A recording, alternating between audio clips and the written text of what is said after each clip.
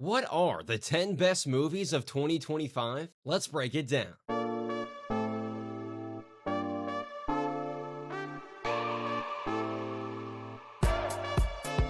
Alright, and welcome to the latest episode of What's Happening with me, Casey Foreman. There have been more than 500 movies released this year, and it can be hard knowing what is and isn't worth watching. So let's break down the 10 best movies of 2025.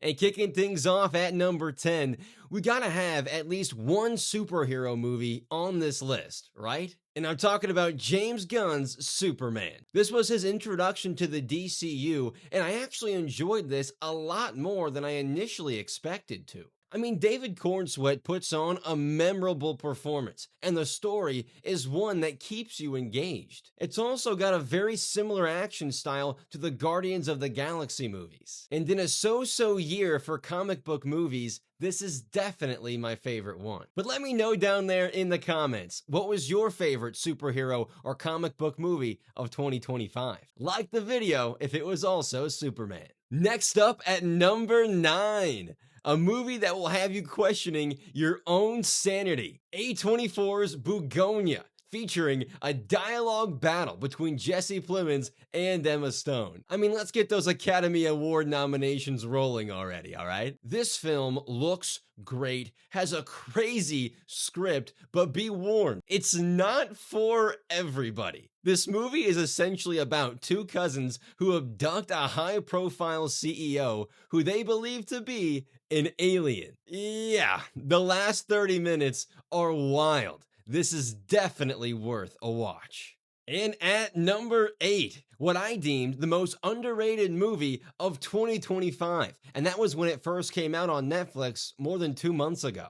Train Dreams. Talk about a memorable ending. This movie is just over an hour and a half long and is about a woodsman who spends his entire life in the forests of the Pacific Northwest at the turn of the 20th century, and you basically watch his entire life in a span of 95 minutes. And maybe my favorite ending of 2025. I mean, it's worth giving it a try for that alone. And now the 7th best movie of 2025.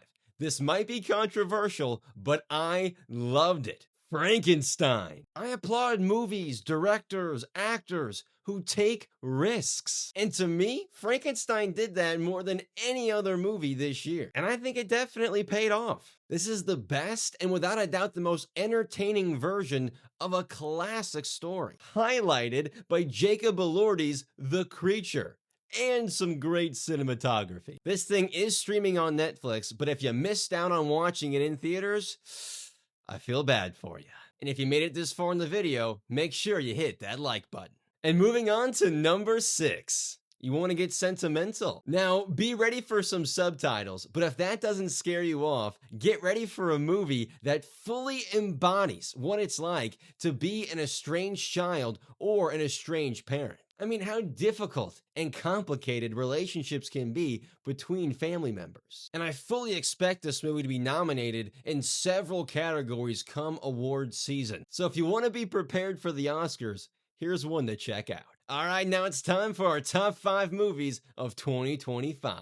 At number 5, Warfare. Be ready to hold your breath due to some pretty intense action sequences. I mean, Alex Garland worked with actual veterans, former Navy SEALs, to create this movie, and it shows. This is, without a doubt, my favorite war movie because of how realistic it is. And I do want to hand out a warning for those who have a problem watching graphic, intense content. The action and situations that these Navy SEALs go through make this a memorable watch. And there are some pretty recognizable faces in this thing as well. It's only an hour and a half long, but I'll tell you, that might be the longest hour and a half you've had in a while.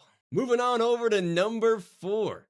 Get your tissue boxes ready. Chloe Zhao's Hamnet, starring Paul Mescal and Jessie Buckley. If you're a fan of classic stories being retold, the story of Hamlet, or just a sad movie on a rainy day, this is for you. Great performances across the board, but it's the tragedy that you watch this movie for, and an ending that is sure to make you feel something. also likely to be nominated come awards season. Time for our top 3. Now, these are all practically on the same level, it just comes down to personal preference. And at number 3, the most original movie of the year for me. Like, how does it get cooler than mobsters and vampires and 2 Michael B. Jordans? Come on! Sinners is your third best movie of 2025. I mean, the music, the cinematography, and just the overall vibe of this film is fantastic. Jack O'Connell was the year's best villain,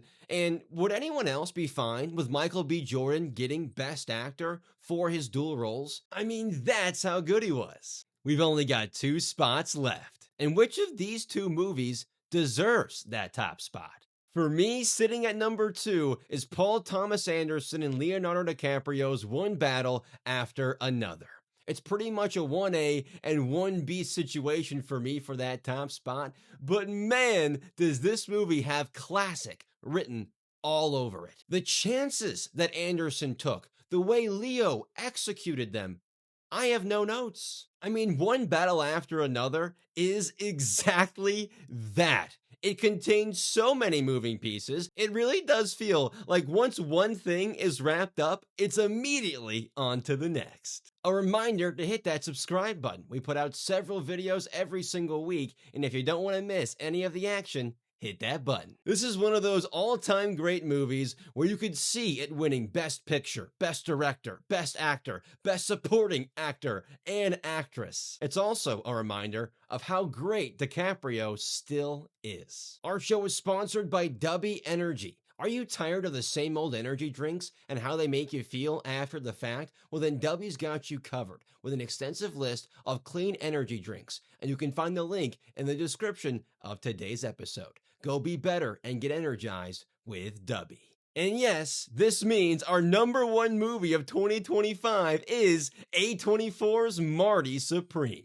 Timothée Chalamet might just be the new Leonardo DiCaprio. He's a certified movie star, and I'm not sure there's anyone better than he is right now in the industry, or maybe more popular. I mean, the pacing in this movie is the best of 2025, the performance from Timmy, the best of the year, and the storyline is one to make sure everyone is entertained. Think of it as a sports and crime thriller. And if you want to hear my full thoughts on Marty Supreme, check out my review, which can be found in the description of today's video. But these are your top 10 movies of 2025.